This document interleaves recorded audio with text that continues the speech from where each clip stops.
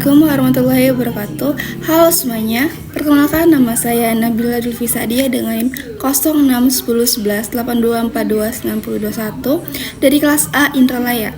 Jadi di sini saya membuat video pembahasan yang bertujuan untuk menambah nilai atau remedial UTS Praktikum Kimia Dasar 2 dengan materi yang ketiga yaitu trayek pH dan penggunaan indikator. Simak video selengkapnya.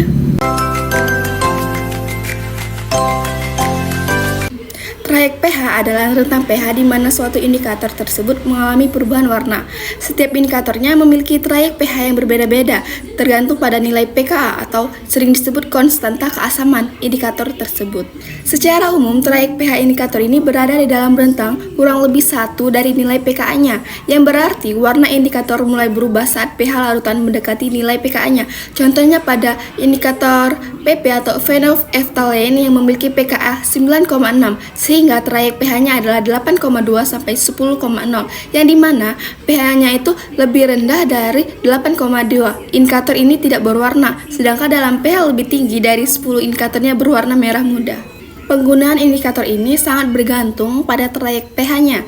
Indikator harus dipilih berdasarkan pH ekuivalen dari larutan yang diuji agar perubahan warna bisa diamati dengan jelas. Di dalam titrasi asam basa, indikator itu dipilih berdasarkan dengan pH ekuivalen dari titrasi tersebut.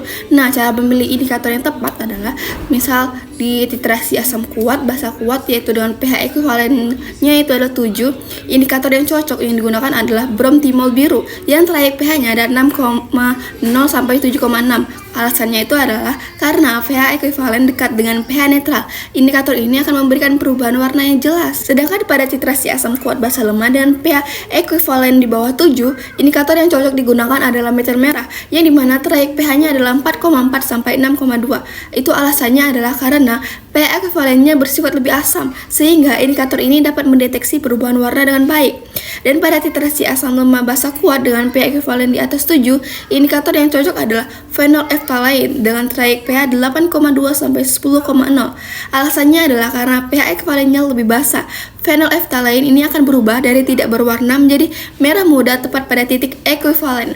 Dan terakhir adalah titrasi asam lemah basa lemah, yang dimana pH ekuivalennya bervariasi. Indikator itu yang cocok adalah tidak ada indikator yang spesifik sehingga lebih baik menggunakan pH meter saja. Perbedaan antara indikator universal dan indikator spesifik, yang dimana indikator universal ini memiliki trayek pH yang luas dari 0 hingga 14. Nah, indikator universal ini digunakan untuk pengukuran pH umum, tetapi tidak akurat untuk titrasi, dikarenakan perubahan warnanya bertahap. Sedangkan pada indikator spesifik, ia memiliki trayek pH yang sempit, sehingga hanya berubah warna dalam kisaran tertentu saja. Nah, indikator spesifik ini digunakan di dalam titrasi asam basa agar perubahan warna terlihat jelas pada pH ekuivalennya. Setelah praktikum dilakukan, saya dapat menyimpulkan bahwa memilih indikator yang tepat itu sangat penting karena indikator harus berubah warna tepat di pH titik ekuivalennya. Jika salah pilih perubahan, warna bisa terjadi terlalu awal atau terlambat, sehingga hasil titrasinya menjadi tidak akurat. Nah, indikator yang sesuai memastikan hasil titrasi yang tepat dan dapat dipercaya. Sekiranya itu saja yang dapat saya sampaikan.